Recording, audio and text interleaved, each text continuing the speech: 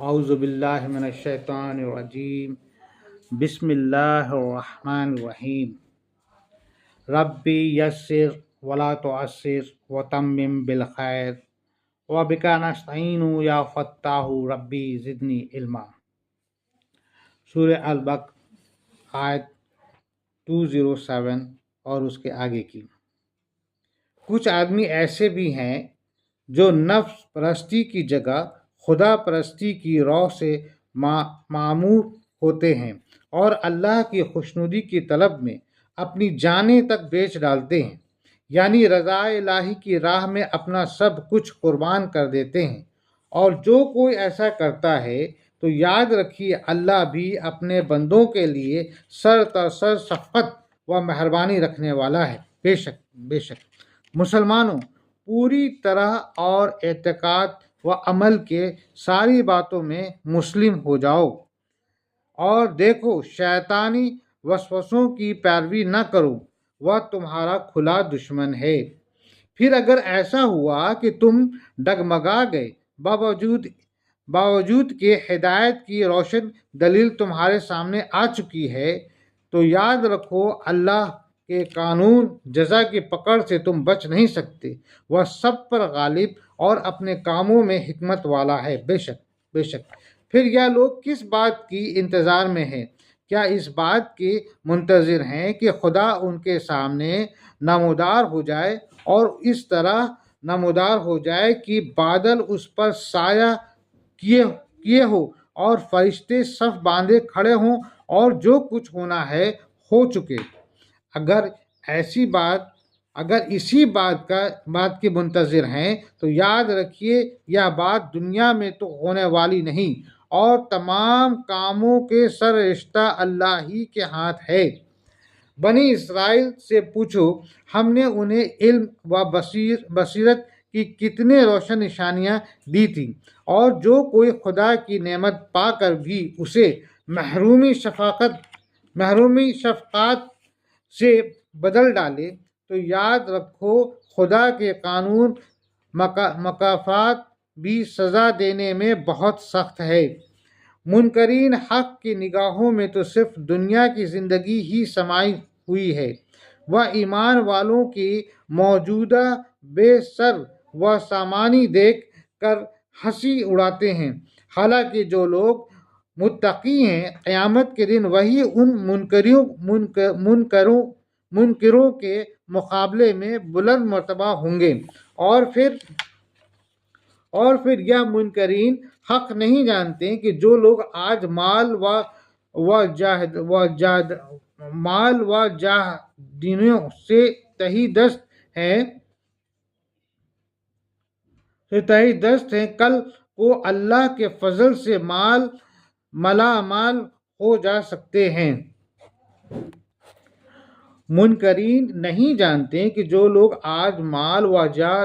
دنیاوی سے تہی دست ہیں، یعنی کہ جن کے پاس مال وغیرہ زیادہ نہیں ہے، کل کو اللہ کے فضل سے مالا مال ہو جا سکتے ہیں، اور اللہ جسے چاہتا ہے اپنے رزق بے حساب سے مالا مال کر دیتا ہے۔ بے شک ابتدا میں ایسا تھا کہ لوگ الگ الگ گروہ میں پڑے ہوئے نہیں تھے، ایک ہی قوم و جماعت تھی۔ پھر ایسا ہوا کہ باہم دیگر مختلف ہو گئے اور الگ الگ ٹولیاں بن گئیں۔ پس اللہ نے ایک کے بعد ایک نبیوں کو مبعوث کیا اور ایمان و عمل کی برکتوں کی بشارت دیتے اور انکار و بد عمل کے نتیجے سے مطالبہ کرتے تھے۔ نیز ان کے ساتھ کتاب الہی نازل کی گئی تاکہ جن باتوں میں لوگ اختلاف کرنے لگے تھے ان میں وہ فیصلہ کر دینے والی ہو اور تمام لوگ کو راہ حق پر متحد کر دے۔ اور یہ جو لوگ باہم دیگر مختلف ہوئے تو اس لیے نہیں ہوئے کہ ہدایت سے محروم اور حقیقت سے بے خبر تھے، نہیں، وہی الہی کے واضح احکام اور ان کے سامنے تھی، مگر پھر بھی محض آپس میں ضد اور مخالفت کرنے لگتے تھے۔ بالآخر اللہ نے ایمان لانے والوں کو دین کی وہ حقیقت دکھا دی جس میں لوگ مختلف ہو گئے تھے اور ایک دوسرے کو جھٹلا رہے تھے، اور اللہ جسے چاہتا ہے دین کی سیدھی راہ دکھلا دیتا ہے۔ بے شک پھر کیا تم نے یہ سمجھ رکھا کہ محض ایمان کا زبانی دعویٰ کر کے تم جنت میں داخل ہو جاؤ گے، حالانکہ ابھی تو تمہیں وہ آزمائشیں پیش ہی نہیں آئی ہے جو تم سے پہلے لوگوں کو پیش آ چکی ہے۔ ہر طرح کی سختیاں اور محنتیں انہیں پیش آئیں،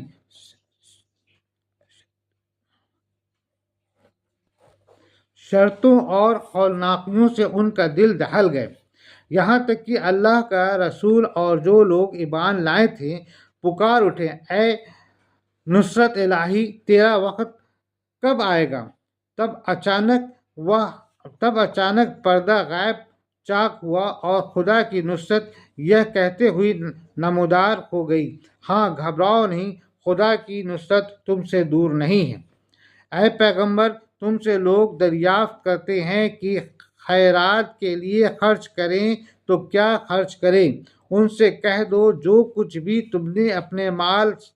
میں سے نکال سکتے ہو نکال لو، تو اس کے مستحق تمہارے ماں باپ ہیں، عزیزوں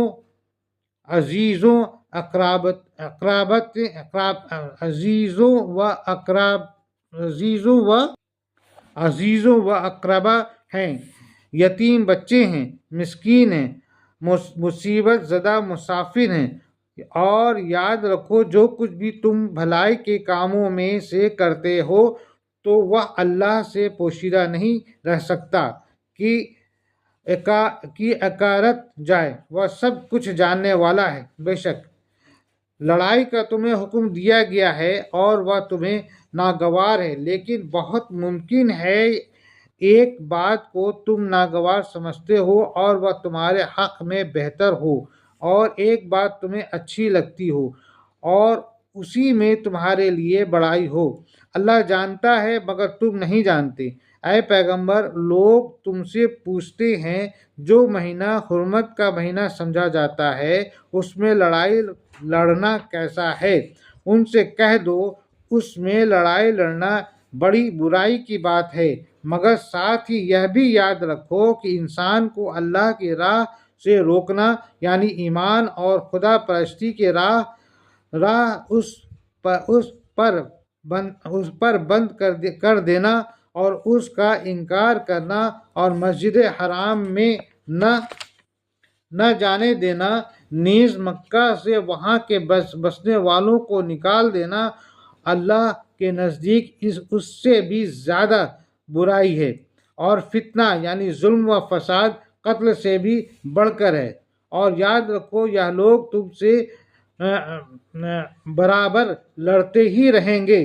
یہاں تک کہ اگر من پڑے تو تمہیں تمہارے دین سے برگشتہ کر دیں، اور دیکھو تم میں سے جو شخص اپنے دین سے برگشتہ ہو جائے گا اور اسی حالت پر برگشتگی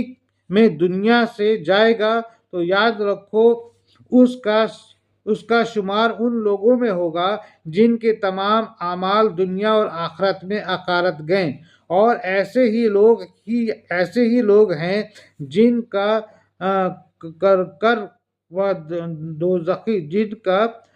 جن کا گروہ دوزخی گروہ ہے، ہمیشہ عذاب میں رہنے والا، برخلاف اس کے جو لوگ ایمان لائے اور راہ ایمان میں ثابت قدم رہیں، اور جن لوگوں نے وطن سے بے وطن ہونے کی سختیاں برداشت کیے اور اللہ کی راہ میں جہاد کیا، تو بلا شبہ ایسے ہی لوگ ہیں جو اللہ کی رحمت کی سچی امیدواری کرنے والے ہیں، اور جو کوئی اللہ کی رحمت کا سچے طریقے پر امیدوار ہو تو اللہ بھی رحمت سے بخش دینے والا ہے۔ بے شک اے پیغمبر تم سے لوگ شراب اور جوئے کی بات دریافت کرتے ہیں، ان سے کہہ دو ان دونوں چیزوں میں نقصان بہت ہے اور انسان کے لیے فائدے بھی ہیں، لیکن ان کا نقصان ان کے فائدے سے بہت زیادہ ہے۔ اور تم سے پوچھتے ہیں راہ حق میں خرچ کریں تو کیا خرچ کریں؟ ان سے کہہ دو جس قدر تمہاری ضروریات معیشت سے فاضل ہو۔ دیکھو اللہ اس طرح احکام دے کر تم پر اپنی نشانیاں واضح کر دیتا ہے تاکہ دنیا اور آخرت دونوں کے مصلحتوں میں غور و فکر کرو۔ اور لوگوں تم سے یتیم بچوں کی نسبت پوچھتے ہیں، ان سے کہہ دو جس بات میں ان کے لیے اصلاح و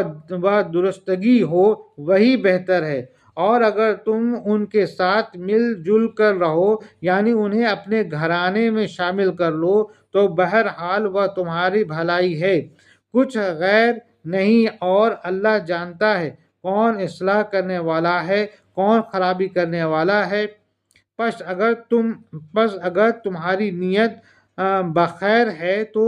تمہیں یتیموں کے مال کی ذمہ داری لینے سے گھبرانا نہیں چاہیے۔ اگر اللہ چاہتا تو تمہیں مشقت میں ڈال دیتا، یعنی اس بارے میں سخت پابندیاں عائد کر دیتا، کیونکہ یتیموں کے حقوق کا معاملہ بہت ہی اہم ہے۔ بلا شبہ وہ غلبہ و طاقت کے ساتھ حکمت رکھنے والا ہے، بے شک۔ اور دیکھو مشرک عورتوں سے جب تک ایمان نہ لے آئیں نکاح نہ کرو۔ ایک مشرک عورت تمہیں بظاہر کتنی ہی پسند آئے لیکن مومن عورت اس سے کہیں بہتر ہے۔ اور اسی طرح مشرک مرد جب تک ایمان نہ لے آئیں مومن عورتیں ان کی نکاح میں نہ دی جائیں۔ یقیناً خدا کا مومن بندہ ایک مشرک مرد سے بہتر ہے، اگرچہ بظاہر مشرک مرد تمہیں کتنا ہی پسند کیوں نہ آئے۔ یہ لوگ یعنی مشرکین عرب تمہیں دین حق سے برگشتہ کرنا چاہتے ہیں اور اس لیے دوزخ کی طرف بلاتے ہیں، اور اللہ اپنے حکم سے دین حق کی راہ کھول کر تمہیں جنت اور مغفرت کی طرف بلا رہا ہے۔ پس ظاہر ہے کہ ایسے لوگوں کے ساتھ تمہاری سازگاری کیوں کر ہو سکتی ہے؟ اللہ لوگوں کی ہدایت کے لیے اپنی آیتیں واضح کر دیتا ہے تاکہ مطمئن ہو اور نصیحت پکڑے۔ اور اے پیغمبر صلی اللہ علیہ وسلم لوگ تم سے عورتوں کے ماہواری ایام کے بارے میں دریافت کرتے ہیں، ان سے کہہ دو وہ مذرت کا وقت ہے، پس چاہیے کہ ان دنوں میں عورتوں سے علیحدہ رہو، اور جب تک وہ ایام سے فارغ ہو کر پاک و صاف نہ ہو لیں ان سے نزدیکی نہ کرو۔ اور یہ بات بھی یاد رکھو کہ جب وہ پاک و صاف ہو لیں اور تم ان کی طرف ملتفت ہو تو اللہ نے فطری طور پر جو بات جس طرح سے ٹھہرا دی ہے اسی کے مطابق ہونی چاہیے، اس کے علاوہ کسی دوسری خلاف فطرت بات کا خیال نہ کرو۔ اللہ ان لوگوں کو دوست رکھتا ہے جو برائی سے پناہ مانگنے والے ہیں اور ان لوگوں کو دوست رکھتا ہے جو پاکی و صفائی رکھنے والے ہیں۔ جہاں تک وظیفہ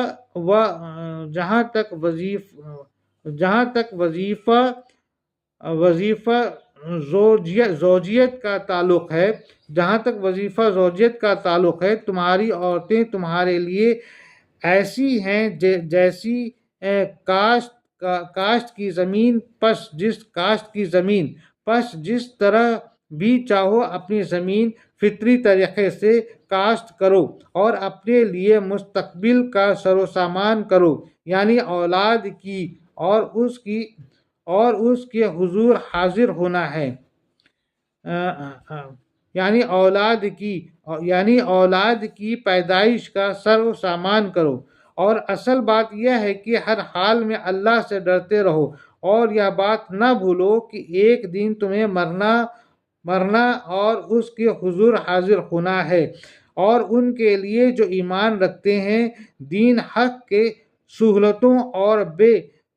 بے جا قید و بند سے پاک ہونے کی بشارت ہے۔ اور دیکھو ایسا نہ کرو کہ کسی کے ساتھ بھلائی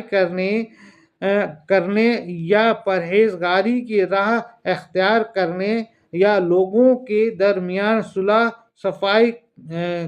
کرا دینے کے خلاف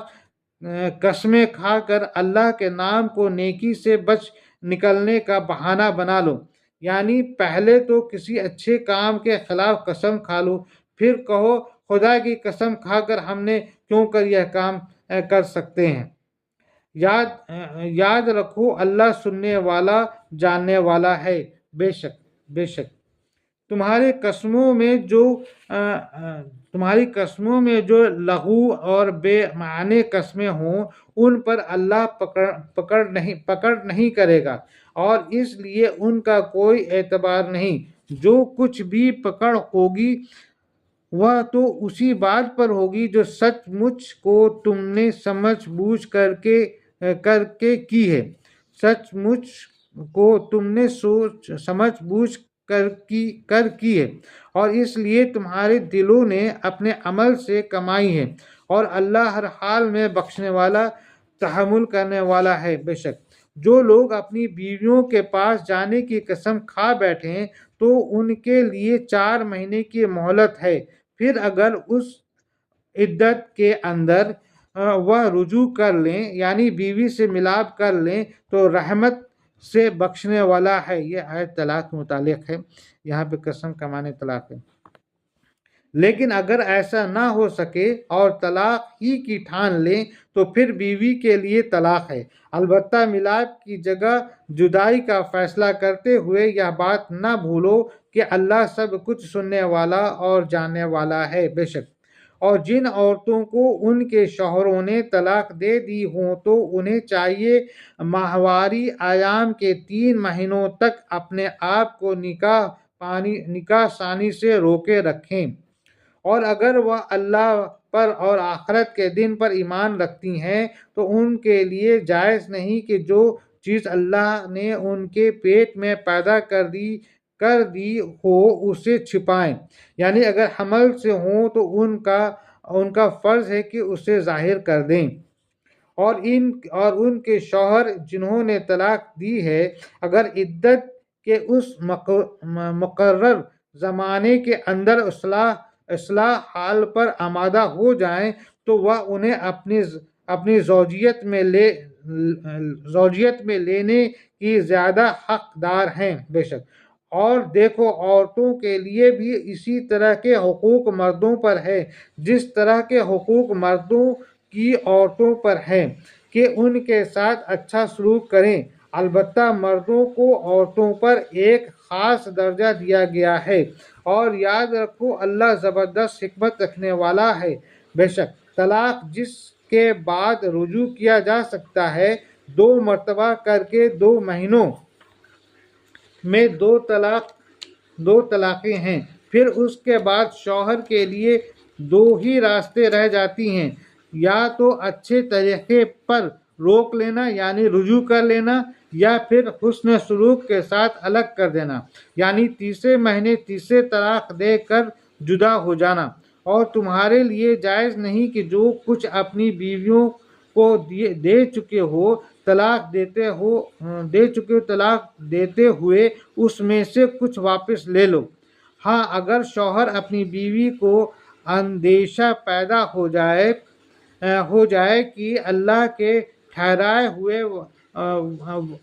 واجبات و حقوق ادا نہ ہو سکیں گی تو باہمی رضامندی سے ایسا ہو سکتا ہے۔ تو اگر تم دیکھو ایسی صورت پیدا ہو گئی کہ واقعی اندیشہ ہے کہ خدا کے ٹھہرائے ہوئے واجبات و حقوق ادا نہ ہو سکیں گے تو پھر شوہر اور بیوی کے لیے اس میں کچھ گناہ نہ ہوگا۔ اگر بیوی اپنا پیچھا چھڑانے کے لیے بطور معاوضے کے اپنے حق میں سے کچھ دے دے اور شوہر اسے لے کر علیحدگی پر راضی ہو جائے۔ یاد رکھو یہ اللہ کی ٹھہرائی ہوئی حد بندیاں ہیں، پس ان سے قدم باہر نہ نکالو اور اپنے حدود کے اندر رہو۔ جو کوئی اللہ کی ٹھہرائی ہوئی حد بندیوں سے نکل جائے گا تو ایسے ہی لوگ ہیں جو ظلم کرنے والے ہیں۔ اگر ایسا ہوا کہ ایک شخص نے 2 طلاق کے بعد رجوع نہ کیا اور تیسرے مہینے تیسری طلاق دے دیے تو پھر دونوں میں قطعی جدائی ہو گئی اور اب شوہر کے لیے وہ عورت جائز نہ ہوگی جب تک کہ کسی دوسرے مرد کی نکاح میں نہ جائے۔ پھر اگر ایسا ہوا کہ دوسرا مرد نکاح کرنے کے بعد خود بخود طلاق دے دے اور مرد و عورت از سر